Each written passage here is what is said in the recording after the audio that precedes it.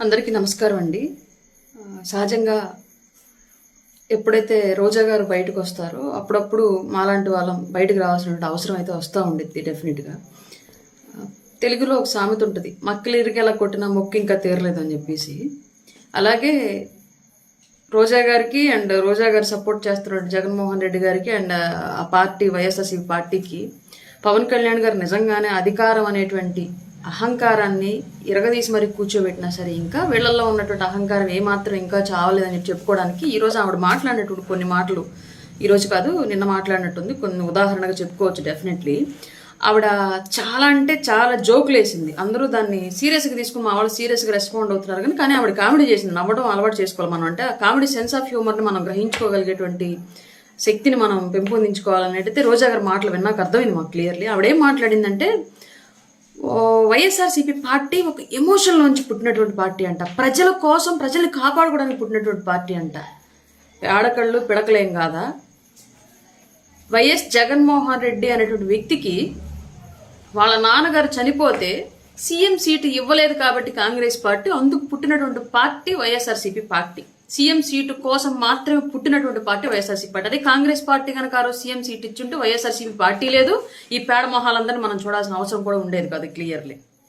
రెండోది, ప్రజల కోసం పుట్టినటువంటి పార్టీ అంట, ప్రజలను కాపాడుకోవడానికి పుట్టినటువంటి పార్టీ అంట. ఎవరి నుంచి కాపాడడానికి ప్రజల్ని? మీ పార్టీ వచ్చిన తర్వాత ప్రజలు చిత్రహింసలు అనుభవించారు, వాక్ స్వాతంత్రాన్ని కోల్పోయారు, వర్క్ స్వాతంత్రాన్ని కోల్పోయారు. ఇష్టారీతిగా అప్పటికప్పుడు ఎక్కడ లేని చట్టాలను తీసుకొచ్చి, ఎక్కడ లేని జీవోలను తీసుకొచ్చి, ఎక్కడ లేని యాక్టులను తీసుకొచ్చి మీ ముఖాలను కూడా అసలు ఏ సంబంధం లేనటువంటి వ్యక్తుల యొక్క రైతుల పొలాల పాస్బుక్ల మీద కూడా వేసి, ఏ తాతరా తండ్రిలా మీరు వాళ్ళకి ఏమన్నా మీ మొహాలు తీసుకెళ్ళి వాళ్ళ ఆస్తుల మీద వేయడానికి. ఒక పిల్లోడు ఒక బొమ్మ వేసుకున్నాడంటే నా తండ్రి నుంచి వచ్చిందని తండ్రిదో, తాత నుంచి వచ్చిందని తాతతో వేసుకోవాలి. అసలు జగన్మోహన్ రెడ్డి ఎవరు? అతని బొమ్మలు ఎందుకు ప్రజల పాస్ పుస్తకాల మీద, ఆస్తుల మీద ఏంటి సంబంధం జగన్మోహన్ రెడ్డికి వాళ్ళ ఆస్తులకి? ఇలాంటి దౌర్భాగ్య పనులన్నీ చేస్తూ ఉంటే ప్రజలు, మీరు పీడిస్తూ ఉంటే ప్రజల్ని, మీ నుంచి ఈరోజు కూటమి ప్రభుత్వం ప్రజల్ని కాపాడింది. పెద్ద పెద్ద కామెడీ మాటలు మాట్లాడి మేము నవ్వలేనటువంటి కామెడీలు వేస్తే మేము అది అర్థం చేసుకోవడానికి టైం పడుతుంది మాకు క్లియర్లీ. ఈ పార్టీ అంట ఎమోషన్స్ లోంచి పుట్టిందంట. ఎక్కడ ఎమోషన్స్? ఆ రోజు రాత్రి కనుక సోనియా గాంధీ దగ్గరికి వెళ్ళి నాకు సీఎం సీట్ ఇవ్వమంటే ఆమె తిరిగి ఆస్తి మొత్తం రాసి మీ నాన్న అడ్డం పెట్టుకుని సంపాదించిందంతా అప్పుడు ఇస్తానని చెప్పేసి చెప్తే, అమ్మో అన్ని కోట్లు అన్ని వేల కోట్లు మా అయ్యి ఉండబట్టి సంపాదించుకున్నాను అవినీతి ఆస్తులు, ఇప్పుడు మా అయ్యి కూడా లేడు, అంతా వీళ్ళకి రాసిస్తే మళ్ళీ తిరిగి అంత సంపాదించగలను లేదు అని చెప్పేసి ఆ ఆస్తుల మూటలు, ప్రజల నుంచి దోచుకున్నట్టు ఆస్తుల మూటలు కాపాడుకోవడానికి వెనుదిరిగి వచ్చి ప్రజలను మోసం చేసి ముద్దులతోటి పాదయాత్రలు అని చెప్పేసి శవరాజకీయాలు చేసి పెట్టినటువంటి పార్టీ వైసీపీ పార్టీ. ఆ పార్టీ గురించి అంత పెద్ద ఎలివేషన్లు, ఆ ఎలివేషన్లు వేసేటప్పుడు కనీసం నువ్వన్నా ఆలోచించుకుంటావో లేదో నాకు అర్థం కాదు. నిజం చెప్పు, వైసీపీ పార్టీ అనేది నిజంగా కాంగ్రెస్ పార్టీ, సోనియా గాంధీ, జగన్మోహన్ రెడ్డికి అదేదో రాజరిక వంశపారంపర్యంగా పాలిస్తున్నట్లుగా వాళ్ళ తండ్రి గారు సీఎం సీట్ కనుక జగన్కి ఇచ్చుంటే నిజంగా అసలు వైసీపీ పార్టీ వచ్చిండేదా? జగన్కి పార్టీ పెట్టాలి, పార్టీలను పదవులను తీసుకొచ్చుకోవాలి, పదవుల కోసమే పార్టీ పెట్టాలంటే ఆలోచన పుట్టింది కాబట్టి పెట్టాడు. కానీ ఆమె నిజంగా సీఎం సీట్ ఇచ్చుంటే అసలు పార్టీ ఉండేదా? మీరు ఉండేవాళ్ళ? మీ మొహాల్లో జెండాలు ఉండేయా? కామెడీలు చేయొద్దు రోజా గారు. ఇంకోటి ఏంటంటే, పవన్ కళ్యాణ్ గారు సినిమాలు చేస్తున్నారా? పార్ట్ టైం పొలిటీషియనా? అది నువ్వు మాట్లాడుతున్నావా? ఎమ్మెల్యే అయిన తర్వాత కూడా జబర్దస్త్ ఎన్ని సంవత్సరాలు చేసావు గుర్తుందా? కనీసం మినిస్టర్ వచ్చేంత వరకు కూడా జబర్దస్త్ చేసుకుంటానే ఉన్నావు. విలువలు లేకుండా ఎన్ని జెండాలు మార్చావో నువ్వు కూడా మాట్లాడడమే. టీడీపీ నుంచే వచ్చావన్న విషయం నీకు క్లారిటీ ఉందిగా. నీకు ఫస్ట్ రాజకీయ భిక్ష పెట్టింది టీడీపీ నుంచి వైసీపీ కండవ కప్పుకున్నావు. ఇష్టారీతిగా సిబిఎన్ గారిని మాట్లాడావు వైసీపీ కండవ కప్పుకొని.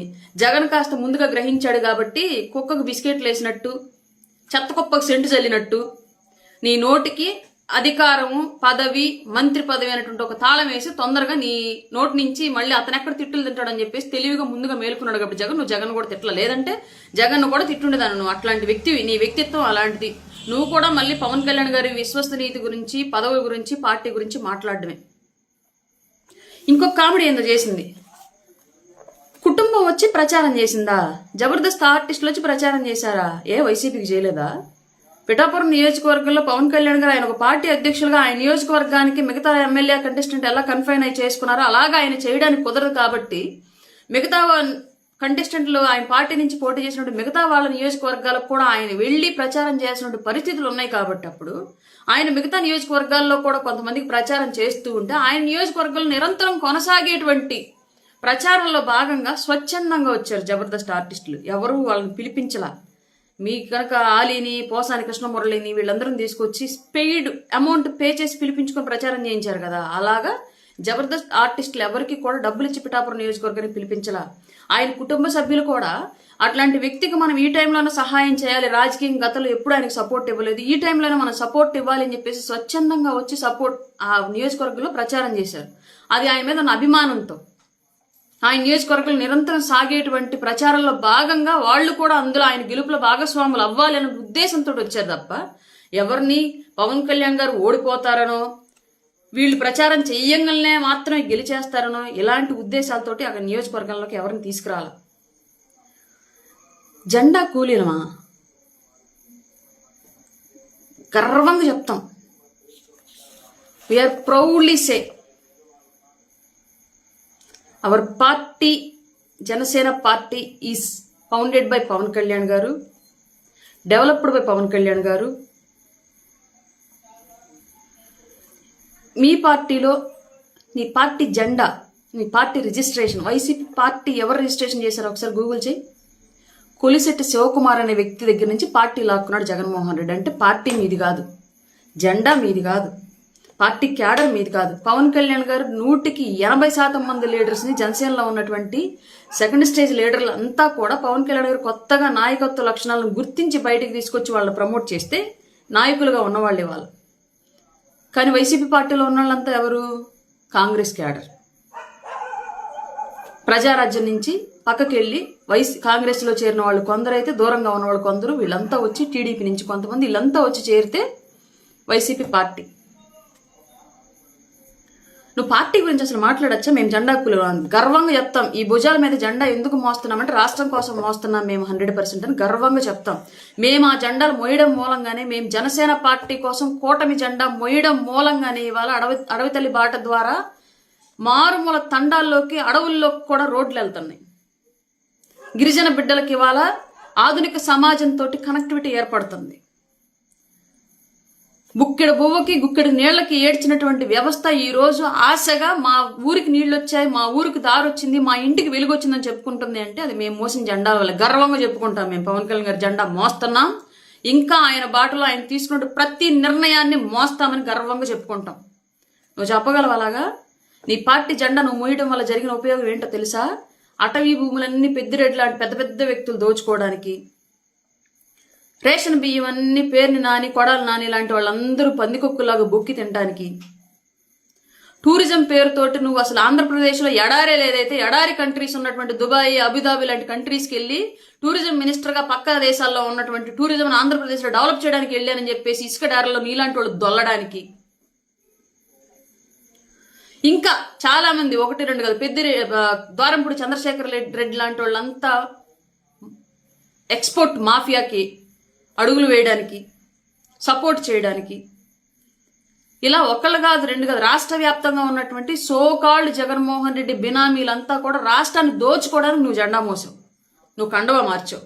మేము అలా చెప్పట్లా, మేము క్లియర్గా చెప్తున్నాం. ఈ రోజుకి కూడా మేము జనసేన జెండా మోస్తున్నాం. జనసేన అధ్యక్షులు పవన్ కళ్యాణ్ గారు తీసుకున్న నిర్ణయాన్ని సపోర్ట్ చేస్తూ కూటమి జెండాలను మోస్తూనే ఉంటాం. ఎప్పటి వరకు అంటే ఆంధ్రప్రదేశ్ అభివృద్ధి అనేటువంటి నా నాయకుడు పెట్టుకున్న లక్ష్యం నెరవేరేంత వరకు ఈ జెండాలు మోస్తానే ఉంటాం. మాకు ఎలాంటి అభ్యంతరం లేదు.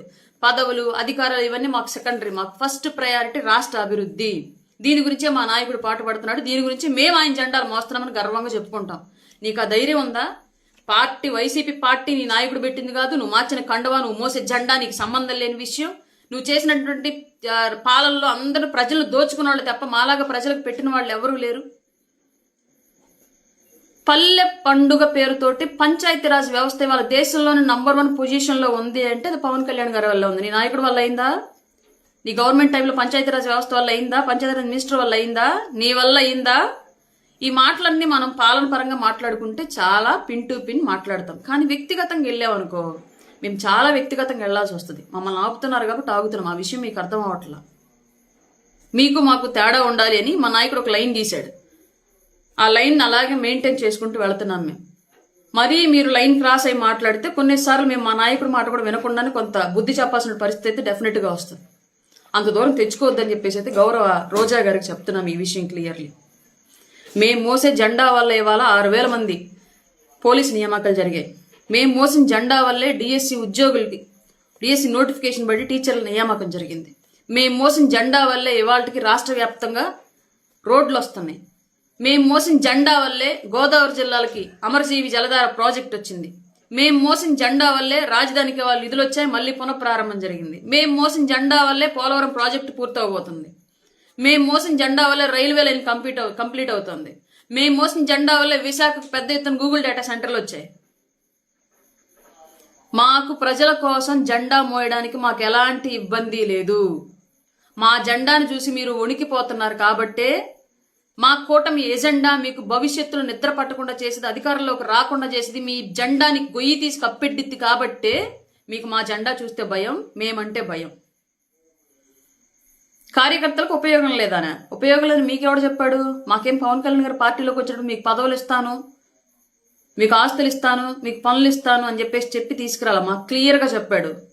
నా వెంట నడిచి వ్యవస్థ కోసం పోరాడాలనుకున్న వాళ్ళు నాతో రండి, నేను తీసుకున్న నిర్ణయాన్ని సమర్థిస్తూ నా అడుగుల్లో అడుగులు వేయండి, ఈ వ్యవస్థను మారుద్దాం, సోషల్ ఇంజనీరింగ్ చేద్దాం, రాజకీయాల మార్పు తీసుకొద్దాం, మనం నిజాయితీగా ఉండి నలుగురు నిజాయితీగా ఉండాలని కోరుకుందాం, పదవులు డబ్బులు ఇవ్వలేను కానీ పేరు ఇస్తాను, ఆత్మసంతృప్తి ఇస్తానని చెప్పేసి పార్టీ జెండా పట్టిన రోజు చెప్పాడు. అవన్నీ చెప్పే మాతో జెండా పట్టించాడు.